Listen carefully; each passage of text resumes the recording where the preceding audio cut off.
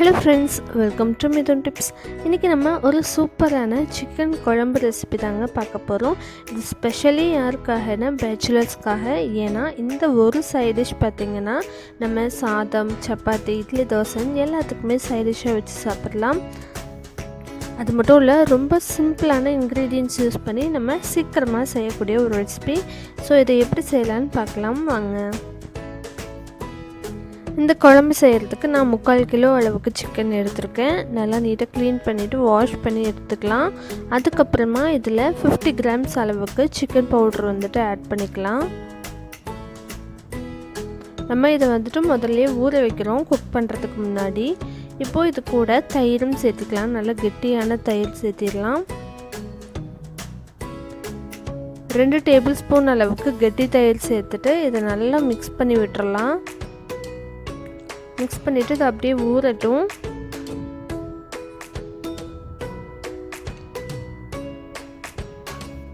அடுத்தது ஒரு கடாய் ஹீட் பண்ணிக்கலாம். அதில் தேவையான அளவுக்கு எண்ணெய் சேர்த்திக்கோங்க. அதுக்கப்புறம் 1 டீஸ்பூன் அளவுக்கு சோம்பு சேர்த்திக்கலாம்.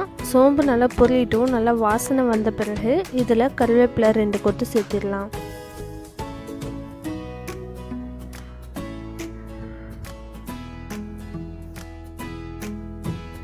இப்போது இதெல்லாம் நல்லா பொரிஞ்சிருச்சு. இதில் 2 மீடியம் சைஸ் வெங்காயம் வந்துட்டு சேர்த்திக்கலாம். சின்ன வெங்காயமாக இருந்ததுன்னா ஒரு 1/2 கப் அளவுக்கு சேர்த்திக்கோங்க. இப்போ இதை நல்லா பொன்னிறமாக வதங்கட்டும்.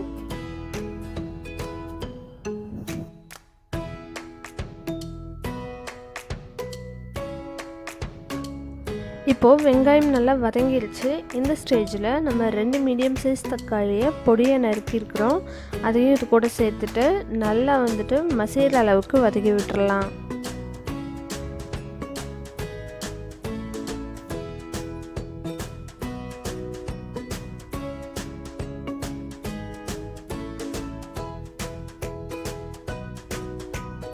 இப்போ தக்காளியும் நல்லா வதங்கின பிறகு இதில் நம்ம இஞ்சி பூண்டு விழுது வந்துட்டு 2 டீஸ்பூன் அளவுக்கு சேர்த்திக்கலாம்.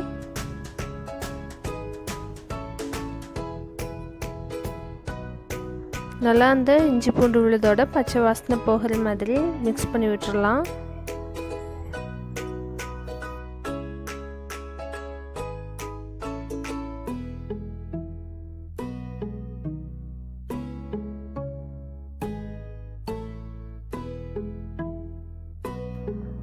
இப்போது வெங்காயம், தக்காளி, இஞ்சி பூண்டு விழுது எல்லாமே நல்லா குக்காக இருக்குது. இப்போது நம்ம ஊற வச்சுருந்தோம் இல்லையா சிக்கன், தயிர், சிக்கன் மசாலா, அதை எல்லாத்தையும் இதில் சேர்த்திடலாம்.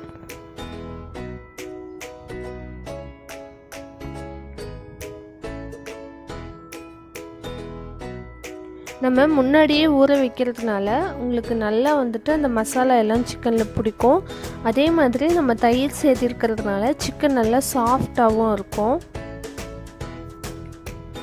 இதை நல்லா வந்துட்டு எண்ணெயிலே ஃப்ரை பண்ணி விட்டுறலாம். நம்ம தயிரில் ஊற வச்சதுனாலே அதில் ஏற்கனவே பார்த்திங்கன்னா சிக்கனில் தண்ணி விடும். இப்போது இது கூட உப்பும் சேர்த்துட்டு நல்லா கிளறி விட்டுறலாம்.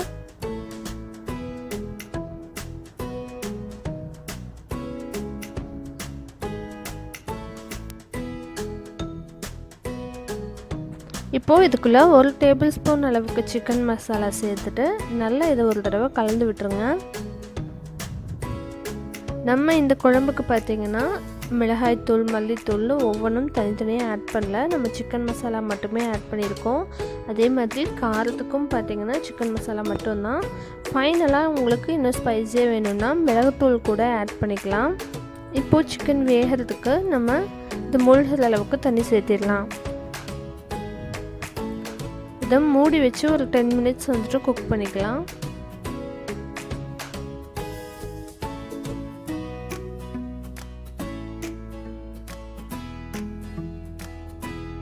இப்போ பார்த்திங்கன்னா சிக்கன் நல்லா குக் ஆகிருக்கு.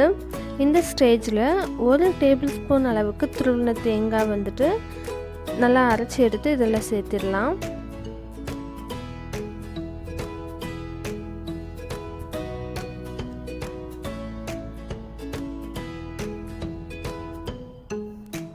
இது கூட கொஞ்சமாக தண்ணியும் சேர்த்துட்டு நல்லா வந்து கலந்து விட்டுட்டு ஒரு 2 மினிட்ஸ் வந்துட்டு கொதிக்க விட்டுறலாம்.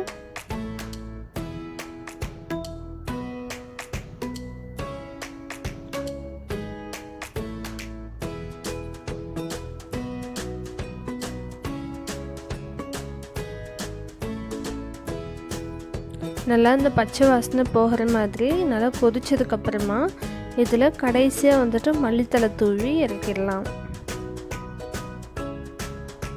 ஸோ ஒரு 2 மினிட்ஸ் கழித்து பார்த்தா இப்படி நல்லா கொதிச்சிருக்கு, எண்ணெயும் பிரிஞ்சு வந்திருக்கு.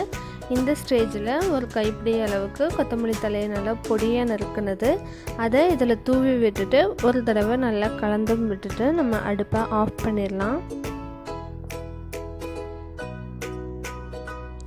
ஸோ அவ்வளோதான், ரொம்ப சிம்பிள் அண்ட் டேஸ்டியான சிக்கன் குழம்பு பார்த்திங்கன்னா ரெடி ஆயிடுச்சு.